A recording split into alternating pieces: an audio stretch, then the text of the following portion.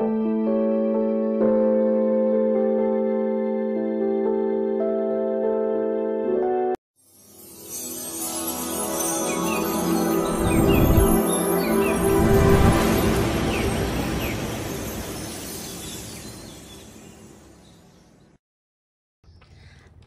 mừng các bạn đến với kênh móc len của Dương Liễu Handmade. Hôm nay Liễu sẽ hướng dẫn bạn móc một cái liễn đỏ để treo trang trí Tết rất là đẹp. Thì mẫu này các bạn sẽ móc cực kỳ nhanh và chúng ta có thể là trang trí ở nhiều năm. Trang trí xong chúng ta sẽ lấy ra giặt cất và năm sau mình sẽ trang trí tiếp cũng rất là đẹp. Thì mẫu này các bạn móc đơn giản lắm.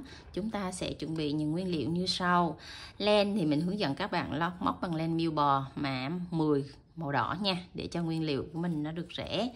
Rồi kim móc mình hướng dẫn hôm nay là đầu 4/0, tương ứng với kim là 2.5mm ha. Các bạn có thể sử dụng len miêu cotton hoặc là những cái dòng len nào cỡ sợi 2mm ha. Rồi một cái ngọc bội treo như thế này để chúng ta có thể treo trang trí. Nếu các bạn không có ngọc bội treo thì các bạn sẽ dùng cái sợi len này để chúng ta cắt tạo cái tua rua ở dưới, và chính giữa thì các bạn cũng đính hạt ngọc để cho nó tạo cái điểm nhấn của cái sợi tua rua này nha. Và những nguyên liệu mình vừa giới thiệu là Liễu đều có bán ở shop, các bạn kích vào bài mô tả, mở vào link Shopee, Lazada để chọn mua những nguyên liệu này. Chúng ta học móc cái liễn đỏ trang trí Tết này rất là đẹp.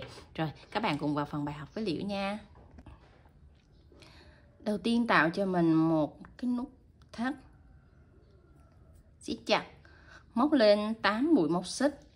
1 2 3 4 5 6 7 8. Xong rồi quay cái mũi móc xích đầu tiên lại, chúng ta sẽ móc một mũi dời đây vào ngay chân móc đầu tiên này, tạo thành một vòng tròn khép kín. Rồi lên hàng thứ hai, móc lên một mũi móc xích. Rồi kéo cái kim này cao lên chút xíu, cỡ khoảng 2 mũi móc xích nữa để chúng ta tạo một mũi kép đầu tiên. Thay vì các bạn móc 3 mũi móc xích thì chúng ta sẽ tạo một mũi kép tại đây bằng cách quay ngược cái kim lại này. Cái mũi nó đang như thế này, các bạn sẽ xoắn cái kim lại này, xoắn cái kim này lại đó. Rồi móc một mũi móc xích này vô đây là chúng ta đã tạo được một mũi kép này các bạn thấy mũi kép này nó đều, nó không có bị khác biệt so với những mũi kép bình thường. Rồi bắt đầu chúng ta móc tiếp mũi kép thứ hai vào trong vòng tròn này và giấu luôn cái sợi len này đi vào trong chân móc luôn đó. Cái mũi móc xích chúng ta tạo lúc nãy đó vẫn tính là một mũi kép nha các bạn. Rồi mình được 2 mũi kép rồi, chúng ta sẽ móc tiếp là 14 mũi kép vào trong vòng tròn này nữa, tổng là 16 mũi kép nha. Rồi và các bạn sẽ móc chặt tay thôi chứ không cần phải móc giãn tay ở cái vòng tròn này đó. Các bạn cứ đếm đều như vậy cho mình, tổng cộng là 16 mũi móc kép vào trong vòng tròn này là được nha.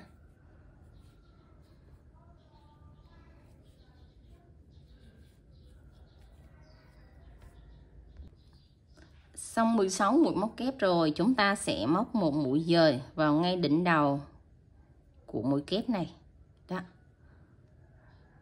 Đây ha các bạn ha, cái mũi mà lúc nãy chúng ta móc mũi xoắn quay qua đó cũng tính là một mũi móc kép nha. Rồi là 16 mũi móc kép. Rồi sau đó các bạn sẽ lên hàng thứ ba, móc lên cho mình 3 mũi móc xích nha.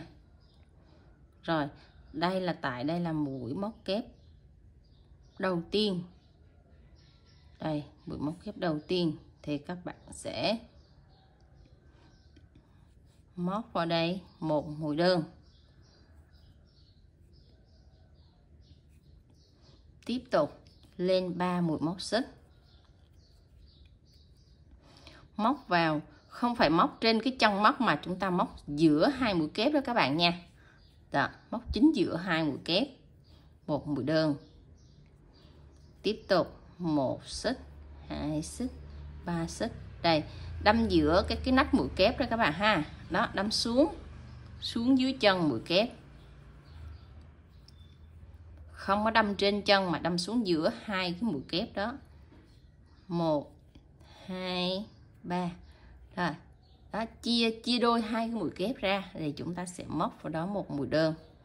Rồi các bạn cứ lặp lại như vậy cho đến hết vòng. Mình đã móc đến chân cuối cùng thì các bạn phải đếm tổng là mình có 16 cái cánh hoa nhô lên như thế này nha. 2 4 6 8 10 12 14, phải đủ 16 cái cánh nhô lên như thế này thì chúng ta mới ra tiếp các vòng khác cho nó đều ha các bạn. Rồi tiếp tục, mình đến chân cuối rồi đó các bạn. Các bạn sẽ móc tiếp tới hàng thứ tư, lên cho mình 3 mũi móc xích và móc vào tiếp trong từng cánh hoa này các bạn ha. Đây, móc vào trong từng cánh hoa này, mỗi cánh hoa là một mũi đơn. 1 2 3, móc vào cánh hoa này một mũi đơn. Cứ như vậy các bạn sẽ lặp lại tiếp cho đến hết vòng nữa nha. 1 2 3, vào đây một mũi đơn. Cũng 16 lần móc như vậy luôn các bạn. Rồi mình đã móc đến chân cuối cùng, bắt đầu lên tới hàng thứ 5 nha. Rồi chúng ta lên một mũi móc xích. Rồi cũng theo nguyên tắc móc mũi kép xoắn thì chúng ta sẽ kéo cao lên đây và quay cái kim lại nè, xoắn cái kim lại và móc vào đây một mũi nữa. Đó là chúng ta được một mũi kép nha. Đó, các bạn sẽ lưu ý cách móc như vậy. Rồi móc vào trong từng cái cánh hoa này nè các bạn. Đó, nó sẽ có cái cánh hoa, nó có cái lỗ ở giữa này nè. Chúng ta sẽ móc vào đây cho mình một mũi kép chờ, tức là trên kim có 2 sợi len. Móc tiếp một mũi kép chờ nữa. Mình ký hiệu một cụm 3 mũi kép này là một mũi quy. Mũi quy tức là mũi hạt bắp. 3 mũi kép chờ. Trên kim có 3 sợi len như thế này, chúng ta sẽ móc hết qua luôn. Đó các bạn. Nè, nó thể hiện 3 mũi kép chờ tạo thành một mũi quy nha. Rồi chúng ta sẽ móc 1 xích, 2 xích, 3 xích. 3 xích nha. Rồi móc tiếp vào cánh hoa tiếp theo này, cũng một cụm 3 mũi kép chờ cho mình luôn. 1 chờ, 2 chờ, 3 chờ. Rồi xong 3 chờ thì trên kim chúng ta có tổng cộng là 3 sợi len thì các bạn sẽ móc hết qua luôn, móc trượt hết qua luôn thì chúng ta lại có tiếp một mũi quy. Rồi tiếp tục 1 xích, 2 xích, 3 xích. Rồi các bạn sẽ móc tương tự như vậy vào trong cái cánh hoa tiếp theo này, 3 mũi kép chờ nữa nha. 1 chờ nè, 2 chờ, 3 chờ. Rồi tổng cộng trên kim là có 4 sợi len nha. Cái cụm này là tổng trên kim có 3 sợi len, còn các cái cụm còn lại là trên kim có 4 sợi len các bạn nha. Đó, 1 2 3 4 sợi len thì chúng ta mới móc trượt hết qua luôn một lần. Đó là chúng ta đã được một cụm tiếp theo. Thì các bạn sẽ móc tổng 16 cụm như vậy cho mình luôn nha. Mình đã móc đến chân cuối cùng rồi.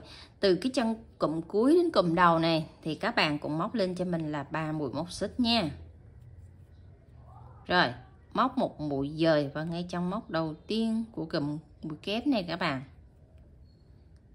Rồi siết chặt lại. Đó, khi các bạn móc xong đến cái phần này thì nó đã tạo cái độ tròn rồi nè. Đó.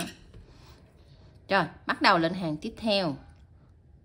Đây, từ cái chân này các bạn sẽ móc cho mình lên 5 mũi móc xích nha. 1 2 3 4 5. Rồi chúng ta sẽ quay vào trong cái cánh cái hoa này nè, các bạn sẽ móc cho mình một mũi trường. Tiếp tục 5 mũi kép tiếp theo, 5 mũi móc xích tiếp theo. Rồi quay vào trong cánh hoa này, móc tiếp cho mình một mũi trượt nữa. Đó. 2 mũi trượt tiếp theo ở hai cánh hoa. Rồi bắt đầu tại cái cánh thứ 3 này, các bạn sẽ móc cho mình ở đây một cụm là 6 mũi kép.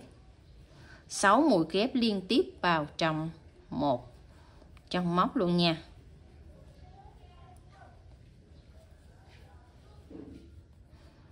Ba, 4, 5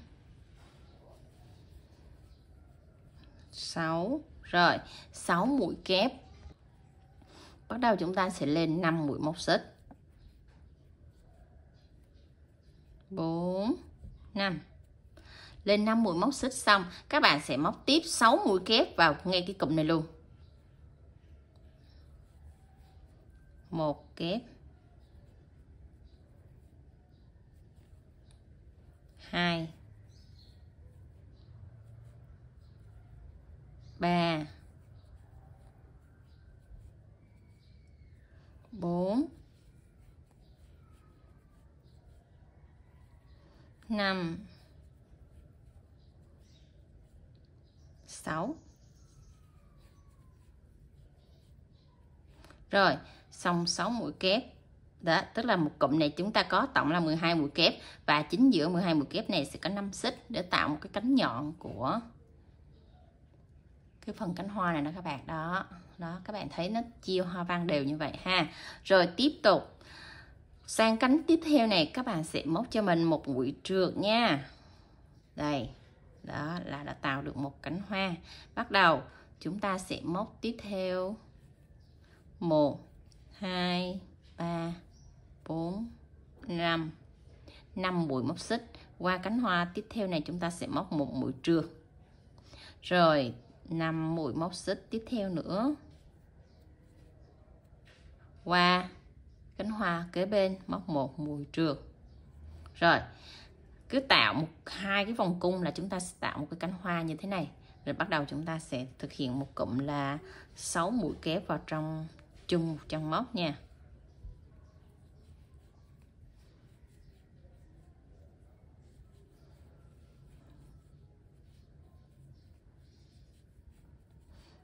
Năm 6. Rồi xong 6 mũi kép chúng ta sẽ móc lên 5 mũi móc xích. 5 mũi móc xích rồi chúng ta sẽ móc 6 mũi kép vào chung một chân móc như thế này luôn.